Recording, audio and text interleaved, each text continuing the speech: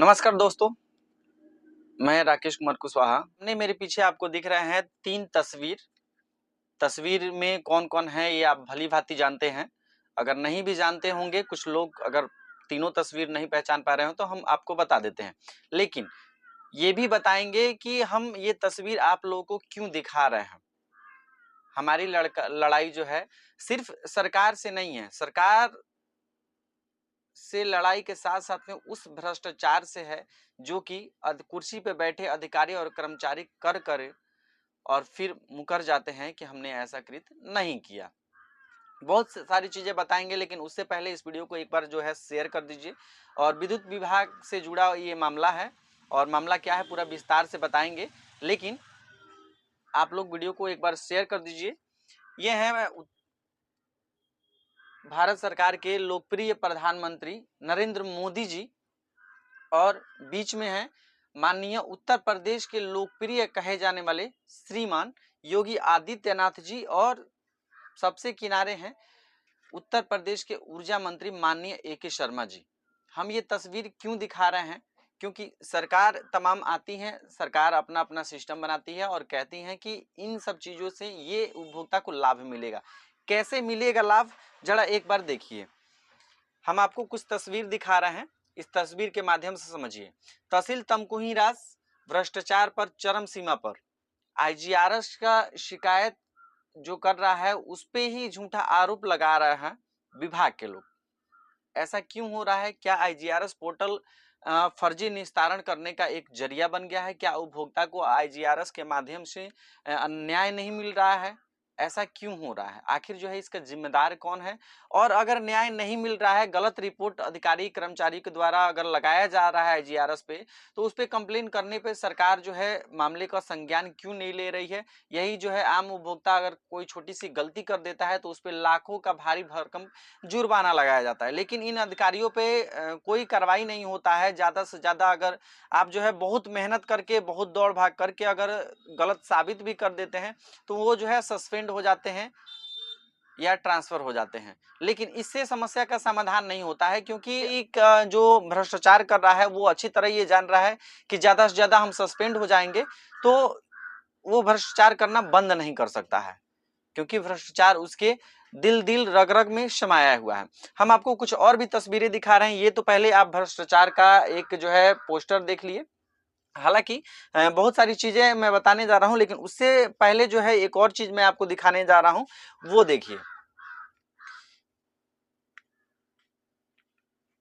इस तस्वीर को आप गौर से देखिए। आईजीआरएस का ये शिकायत पत्र है। कार्यालय अधिशासी अभियंता विद्युत वितरण खंड सेवरही कुशीनगर पिन कोड 274406। ये शेवरही का हमने जो है अपने आईजीआरएस के माध्यम से अपने प्रार्थना पत्र डाला था आईजीआरएस पे कि हमारे साथ में इस तरह की घटना हुई है, लेकिन महोदय के द्वारा झूठे आरोप लगा करके और 2 शब्दों में बातों को खत्म कर दिया गया। पूरा मामला क्या है?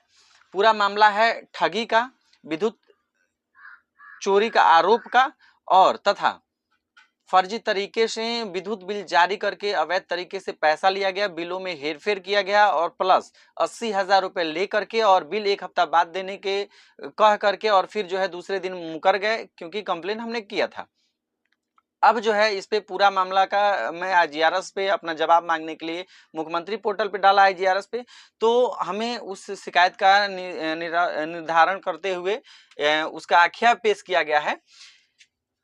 ये मेरा आईजीआरएस संख्या है, उसके बाद से मेरा पूरा एड्रेस पता है और इसमें कह रहे हैं, क्योंकि जिलाधिकारी ने मांगा था इनसे जवाब, तो कह रहे हैं कि संबंध में यानी कि जो एफआईआर है उसके संबंध में शिकायत की स्थिति संबंध में आपको सादर अवगत कराना है कि श्री राकेश के परिसर पर जांच प्रवर्तन दल द्वारा दिनांक 6/2/2024 को की गई थी, जिसमें श्री राकेश के परिसर पर एक केबिल में अतिरिक्त केबिल जोड़ करके विद्युत चोरी की जा रही थी, जिसके पश्चात प्रवर्तन दल ने श्री राकेश के विरुद्ध 3.2 किलोवाट LMP2 में विद्युत चोरी का मुकदमा पंजीकृत कराया था, जिसके संबंध में दिनांक 14/1/2026 को श्री राकेश कुमार के मोबाइल नंबर 7706246171 से संपर्क स्थापित कर वर्तमान में चल रही बिजली बिल राहत योजना के तहत 2025-26 के अंतर्गत राजस्व निर्धारण व संबंध शुल्क को जमा करने हेतु अवगत कराया गया।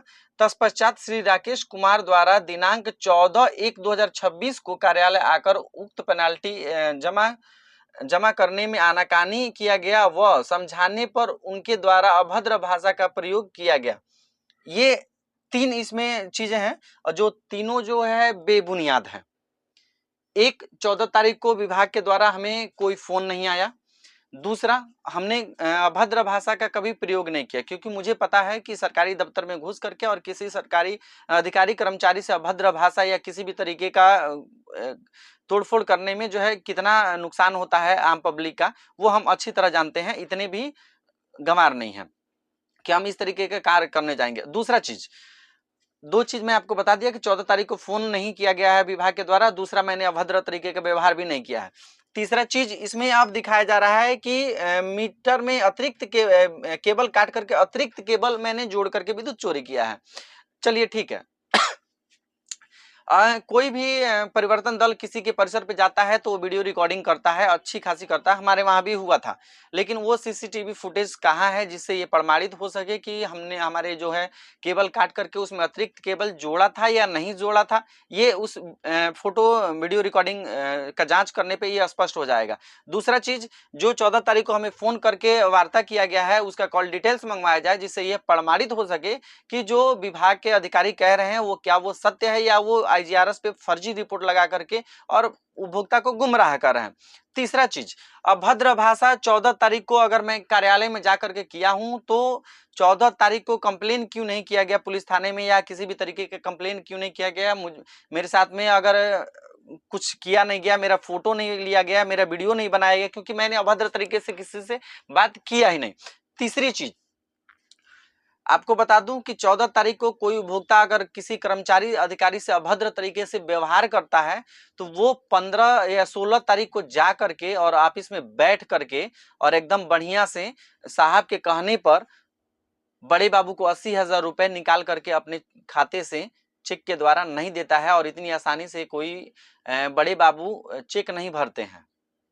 उनके द्वारा भरे हुए चेक से हमने पैसा निकाला, उनको ले जाकर के दे दिया। उसके बाद से ये क्या कुछ गुल खिला रहे हैं ये हमें पता नहीं है। और उस दफ्तर में अगर बिना लड़ाई किए, बिना झगड़ा किए, बिना अभद्र व्यवहार किए अगर इस तरीके का आरोप IGRS पे लग रहा है, पोर्टल पे चढ़ाया गया, आख्या में पेश कर दिया गया, तो अगर मैं वास्तविकता में अपने 80,000 रुपए के लिए उस कार्यालय में अगर जाता भी हूं तो उनके साथ वो लोग किस तरीके का मेरे साथ में व्यवहार करेंगे, क्या क्या आरोप लगाएंगे, इसका मुझे बहुत ही अंदाजा है। मेरे 80,000 रुपए डूबे नहीं है साहब, मेरे 80,000 रुपए डूबे नहीं है, क्योंकि गरीब का पैसा इतना आसान नहीं होता है पचा लेना। 80,000 रुपए ही तो हैं, लेकिन जो आपके शब्दों ने हमें मारा वो बहुत ही गंभीर है। आप इतने बड़े अधिकारी हो करके और कह रहे हैं कि अगर मुझे झूठा साबित कर दिया, यानी कि उपभोक्ता को झूठा साबित कर दिए तो आप उसे उल्टा लटकवा देंगे। महोदय, जड़ा आप ही का दिया हुआ आख्या का रिपोर्ट जितना है, अगर आप झूठा इससे साबित हो रहे हैं तो आपके साथ में कौन सजा सुनाएगा? क्या कोई अधिकारी है जांच करने के लिए? या यूं कह लें तो देश के यशस्वी प्रधानमंत्री जी या देश के उत्तर प्रदेश के लोकप्रिय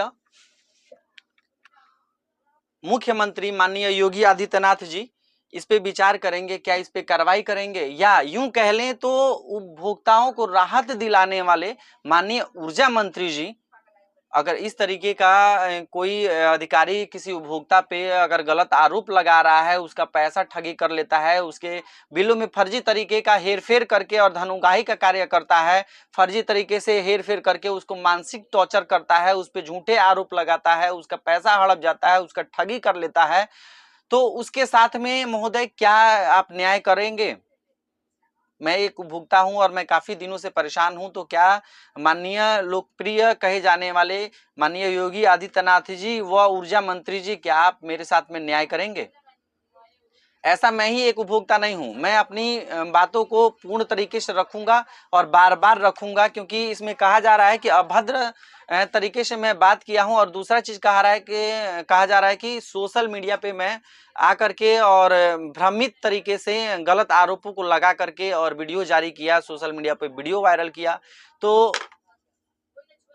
मैं जो वीडियो वायरल किया हूं आप लोग डाउनलोड करके और रखे हैं, जो भी सेवरही के अधिकारी कर्मचारी हैं वो लोग रखे हैं, उस वीडियो को भी जांच करवा लिया जाएगा, कोई बड़ी बात नहीं है। लेकिन अगर किसी उपभोक्ता के साथ में अगर इस तरीके का अन्याय होता है तो उपभोक्ता क्या करेगा, किससे सहारा मांगेगा। मैंने किस किस को लेटर नहीं लिखा, मंत्री जी को लिखा, ऊर्जा मंत्री जी को लिखा, डीएम साहब को लिखा, एसपी सर को लिखा, एसी सर को लिखा, गोरखपुर विद्युत विभाग में लिखा, लखनऊ लिखा, वाराणसी लिखा, हर एक जगह मैंने लेटर अपना पोस्ट किया है, लेकिन फिर भी जो है न्याय नहीं मिला। तो मैं क्या करूं। मेरा वीडियो बना करके किसी का मान सम्मान को ठेस पहुंचाना मेरा उद्देश्य नहीं है। मेरा उद्देश्य है कि मेरे साथ में हुए छल का मुझे न्याय मिले, और तथा जो भी उपभोक्ता हैं तो वो बचने का प्रयास करें, क्योंकि विद्युत विभाग के द्वारा अगर इस तरीके का फर्जी किया जाता है तो उनसे बचिए। अगर आप किसी भी तरीके का रकम दे रहे हैं तो उसका रसीद जो है तुरंत लीजिए। अगर तुरंत कोई रसीद नहीं देता है तो आप जो है पैसा जमा मत करिए। यही मुझे कहना है, और बाकी सारा वीडियो में मैं अलग अलग चीज को बताता रहूंगा, अपनी पूरी बातों को रखूंगा। और फिर मिलते हैं अगले वीडियो में। जय हिंद, जय भारत।